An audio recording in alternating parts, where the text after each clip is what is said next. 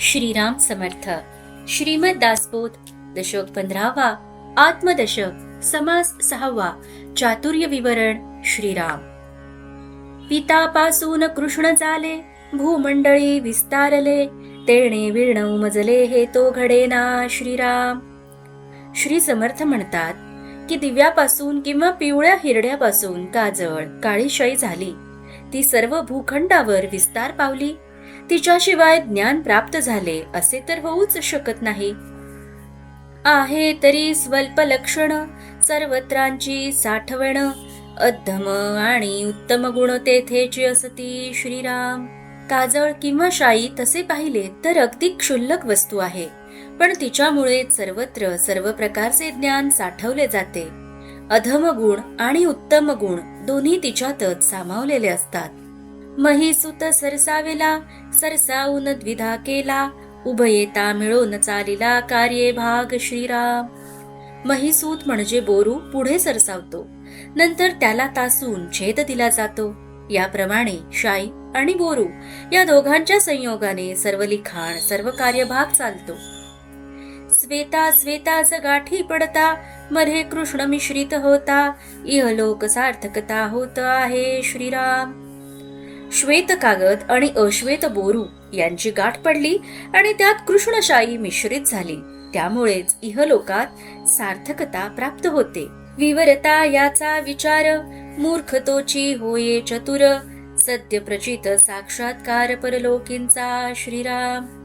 त्यांचे विवरण केले असता मूर्ख असेल तोही चतुर होतो आणि तत्काळ अनुभव येऊन परब्रह्माचा साक्षात्कारही होऊ शकतो.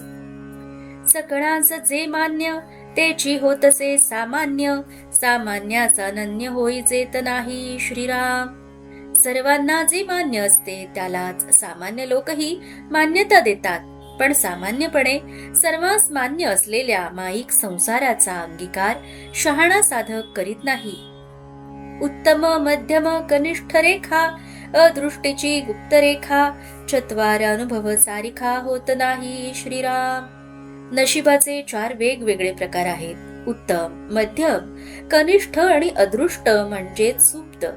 हातावरील रेखा पाहून भविष्य सांगणाराचा सर्वांचा अनुभव एक असत नाही. 14 पिढ्यांचे पवाडे, सांगती ते शहाणे की वेडे, ऐक त्याने घडे की न घडे ऐसे पहावे. श्रीराम. उगीच मागील 14 पिढ्यांचे पराक्रम जे वर्णन करीत असतात ते लोक शहाणे की वेडे, ऐकणाऱ्याने सांप्रत तसे घडत आहे की नाही हे पहावे. रेखा तितुकी पुसून जाते, प्रत्यक्ष प्रत्यया येते, डोळे झाकणी करावी ते काये निमित्त. श्रीराम. नशिबाची रेखा प्रभू कृपेने बदलता येते, असा प्रत्यक्ष प्रत्यय येतो आणि तरी माणसाने तिकडे डोळे झाक का म्हणून करावी. बहुतांचे बोली लागले, ते प्राणी अनुमानी बुडाले, मुख्य निश्चये चुकले प्रत्ययाचा. श्रीराम. अनेकांच्या बोलण्यावर विश्वास ठेवल्याने माणूस संशयात बुडून जातो आणि मुख्य जे अनुभवायचे निश्चयात्मक ज्ञान त्यास मुक्तो. उदंडाचे उदंड ऐकावे, परी ते प्रत्यये पहावे, खरे खोटे निवडावे अंतर्यामी. श्रीराम. अनेक लोक ज्या अनेक गोष्टी सांगतात त्या सर्व ऐकून घ्याव्यात, पण आपणाला ज्याचा साक्षात अनुभव येईल त्यावरूनच अंतर्यामी खऱ्या खोट्याची निवड करावी. कोणासी नव्हे म्हणू नये, समजावे अपाये उपाये, प्रत्यये घ्यावा बहुत काये बोलोनिया. श्रीराम. कोणाचे मत खोडून काढू नये, पण आपण मनाशी विचार करून उपाय आणि अपाय समजून घ्यावेत आणि स्वतः प्रत्यय घ्यावा. यापेक्षा अधिक काय सांगावे. माणूस हे कांड आणि कच्चे, मान्य करावे तयाचे, येणे प्रकारे बहुतांचे अंतर राखावे. श्रीराम. माणूस हट्टी आणि अर्धवट ज्ञान असलेला असला तरी त्याचे म्हणणे मान्य करावे. या प्रकारे आपण अनेक लोकांना अंतर्यामी खुश राखावे. अंतरी पीळ पेच वळसा, तोची वाढवी बहुवसा, तरी मग शहाणा कैसा निवू नेणे. श्रीराम. अंतरात जर अभिमान डावपेच असतील तर तेच नाना तऱ्हेने वाढत जाते. अशा प्रकारे जो माणूस वागतो तो दुसऱ्याचे अंतःकरण निववू शकत नाही, मग त्याला शहाणा कसे म्हणावे. वेडे करावे शहाणे, तरीच झिणे श्लाघ्यवाणे, उगेच वादांग वाढविणे हे मूर्खपण श्रीराम. जे वेडे असतील त्यांना शिकवून शहाणे करावे, असे केल्यानेच जीवनाचे सार्थक होते. उगीच वादंग वाढविणे हा मूर्खपणा होय. मिळून जाऊन मिळवावे, पडी घेऊन उरथावे, काहीच कळवणे दावे विवेक बळे श्रीराम. लोकांची मिळते घेऊन लोकसंग्रह करावा, वेळ प्रसंगी पड खाऊन दुसऱ्याचा डाव त्याच्यावरच उलटवावा, पण विवेकाच्या जोरावर आपल्या अंतरंगाचा पत्ता दुसऱ्यास लागू देऊ नये.